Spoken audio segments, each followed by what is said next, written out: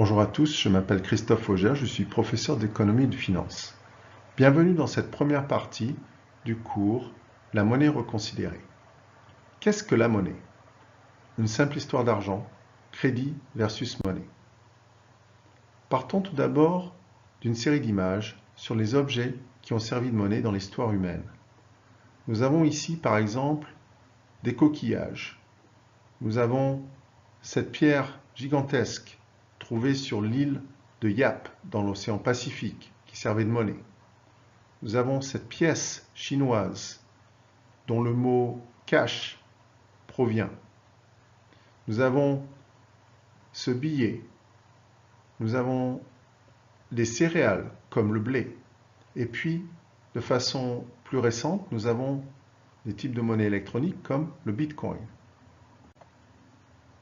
De façon plus détaillée, en termes de date, les premières monnaies sont vraiment des monnaies comme le bétail, les céréales.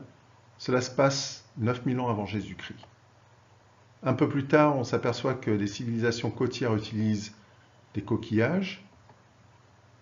1000 ans avant Jésus-Christ, nous avons les premières monnaies métalliques. 500 ans avant Jésus-Christ, donc nous avons les premières monnaies métalliques frappées à l'effigie d'empereurs. Beaucoup plus tard, en 800 après Jésus-Christ, les premières monnaies de papier. En 1821, date cruciale, nous avons l'apparition de ce qu'on appelle l'ère de l'étalon or pur dans les pays européens. Donc nous avons dans les pays européens des monnaies qui sont créées par les nations et qui sont adossées à l'or, aux réserves d'or de ces pays-là. En 1944, l'ère de l'étalon or est officiellement terminée et nous avons une autre ère qui s'entame, qui est celle de taux change fixe, mais la monnaie de référence devient le dollar et non pas l'or. 1971, une autre évolution, c'est la fin des accords de Bretton Woods. Maintenant, les monnaies deviennent flexibles dans leur taux de change et elles ne sont plus adossées ni à l'or ni au dollar.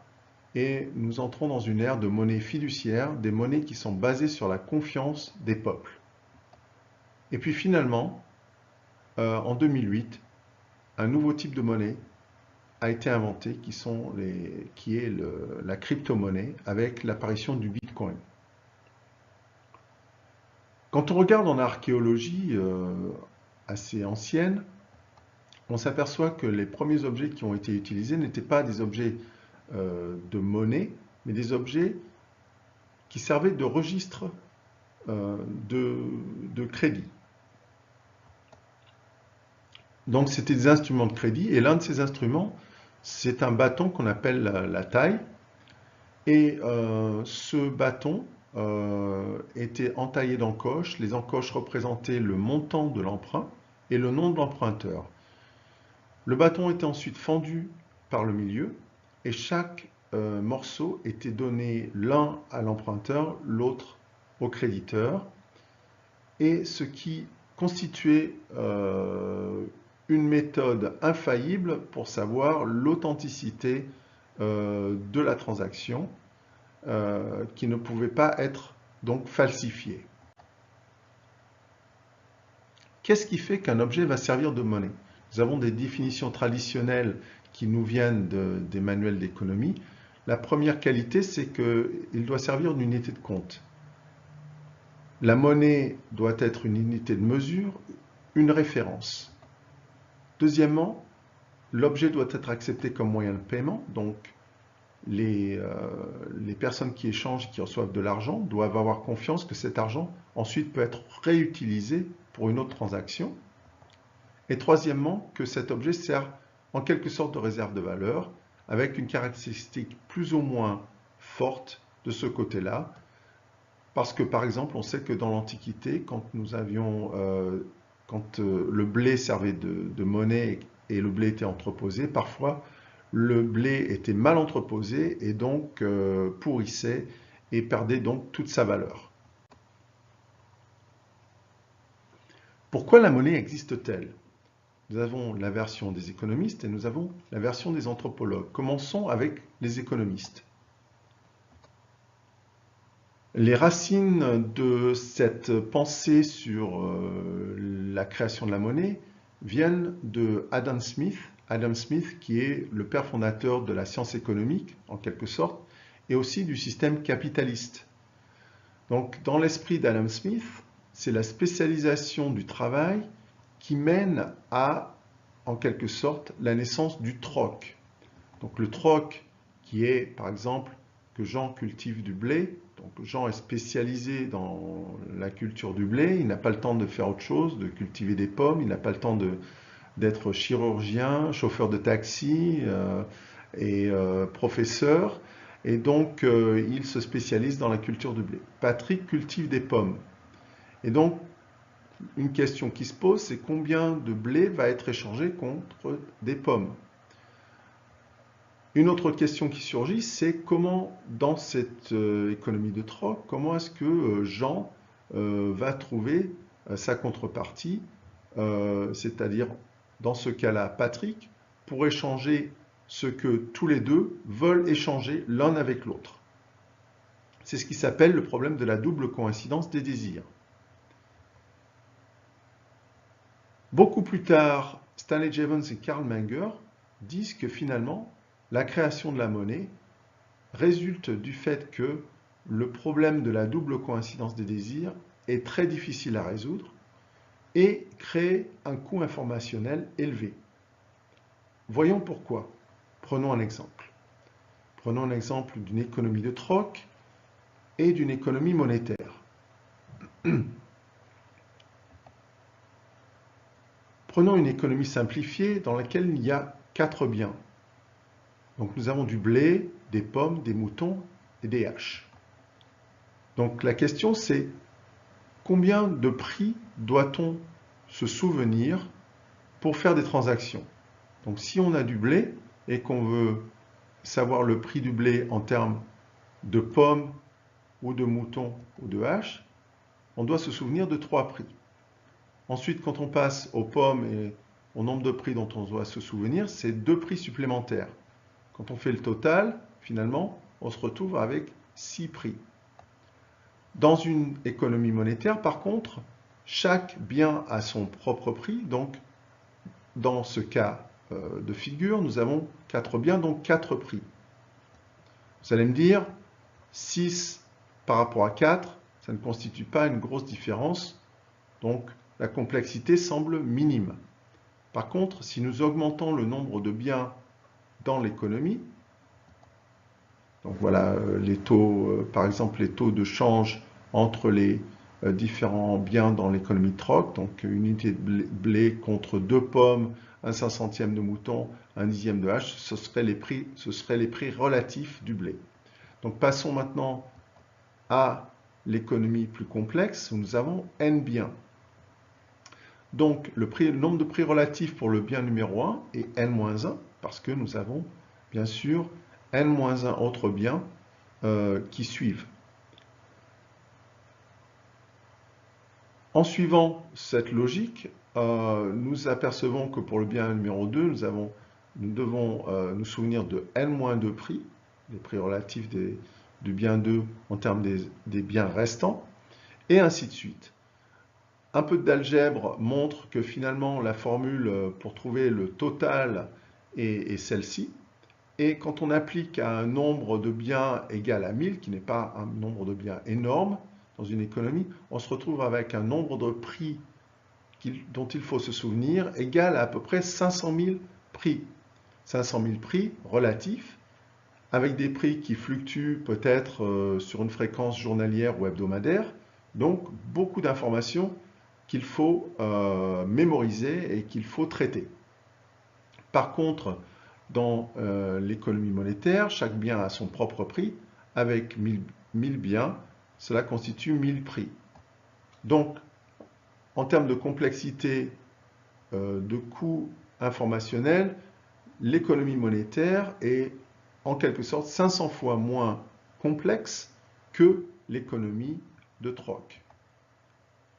En l'absence d'ordinateurs, ce qui était le cas à l'époque, les gens n'avaient pas la puissance de mémorisation et de traitement que les ordinateurs ont, donc il était très difficile de tenir des registres de tous ces prix et de tous ces changements de prix.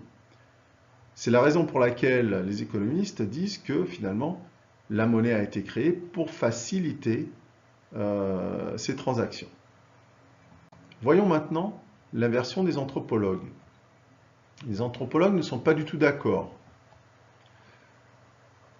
On va se positionner sur ce que dit David Graeber. David Graeber qui est un anthropologue assez célèbre et qui finalement tient tête un petit peu aux économistes en ce qui concerne cette histoire de création de monnaie. Donc, voyons les conclusions de Graeber. Les conclusions de Graeber, c'est qu'une fois qu'on explore ce qui s'est vraiment passé dans l'histoire et sur le terrain, dans les civilisations passées, dans les civilisations primitives, on s'aperçoit que l'idée du troc des économistes, qui est du troc simultané ou donnant-donnant, n'a jamais existé. À sa place, on s'aperçoit qu'il y avait une sorte d'institution de crédit qui est une sorte de troc avec délai. Donc, vous avez une situation comme celle qui est décrite ici. Quelqu'un vient chez vous, admire votre vache que vous avez dans le pré et vous la demande, vous acceptez de lui donner, vous lui dites « Ok, prends-la ». Alors, vous acceptez parce que vous n'avez pas nécessairement besoin urgent et pressant de conserver cette vache avec vous, donc avec de votre plein gré, vous accédez à cette requête. La personne s'en va avec la vache en sachant qu'elle vous doit un montant similaire, une prestation, un service, un autre bien qu'elle devra vous redonner ultérieurement.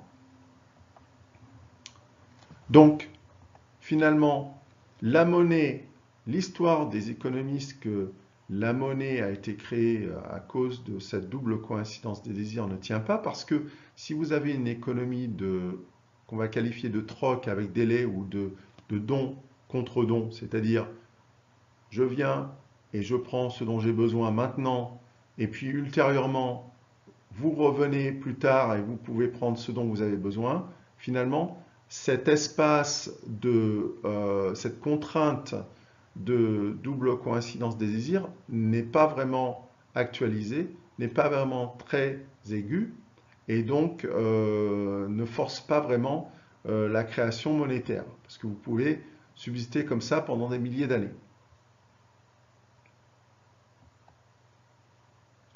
Donc pourquoi la monnaie a-t-elle été créée? Je vous suggère d'aller consulter en ligne certains des articles de David Graeber qui donnent des pistes et je mettrai des références par rapport au travail de David Graeber. En résumé, l'évidence historique, qu'est-ce qu'elle montre? Que le troc donnant-donnant n'a jamais existé. Alors, les économistes, pourquoi parlent-ils de cette situation-là? C'est en fait une construction intellectuelle, logique, qu'ils ont acceptée au fur et à mesure des traditions de transmission d'un grand économiste à un autre, mais c'était plutôt une construction intellectuelle qu'une vérification sur le terrain. La monnaie était d'abord une unité de compte pour comptabiliser les prêts octroyés. Donc on a connaissance de ça en regardant ce qui s'est passé dans les civilisations sumériennes et mésopotamiennes. En fait, on s'aperçoit qu'il y avait des registres de prêts qui étaient comptabilisés non pas en termes des biens qui étaient échangés, mais en termes d'une unité de compte qui était soit, par exemple, le blé ou l'argent. Donc l'institution de crédit apparaît bien avant, au moins 2000 ans avant les premières monnaies. Et accessoirement, on peut aussi voir que l'instauration d'un taux d'intérêt sur les prêts apparaît relativement tardivement après que l'institution de crédit ait été mise en place pendant des milliers d'années. L'autre histoire qui est souvent racontée par les économistes dans les manuels d'économie néoclassiques est que la monnaie papier a été créée sur la base du crédit. Cette histoire n'est pas exacte, c'est-à-dire dans le sens où cette histoire ne relate pas la vraie genèse de la création de monnaie, comme on vient de le dire, qui a été documentée par les anthropologues. Par contre, l'histoire qu'il raconte date du XVIe siècle, elle est véridique. C'est celle des goldsmiths, des forgeurs d'or, qui entreposaient l'or des nobles et qui servaient en quelque sorte de banque avec coffre-fort et qui donnait une sécurité qui gardait cet argent. Et une fois qu'ils ont réalisé qu'ils avaient des réserves d'or qui restaient là entre leurs mains de façon constante, se sont mis à prêter cet or, non pas physiquement, mais en émettant des lettres de créance. Ces lettres de créance ensuite étaient utilisées pour faire des paiements, donc étaient utilisées comme une forme de monnaie. Donc cette histoire est véridique, mais elle ne justifie pas, en quelque sorte, le vrai processus de création de la monnaie. Je vous remercie pour votre attention.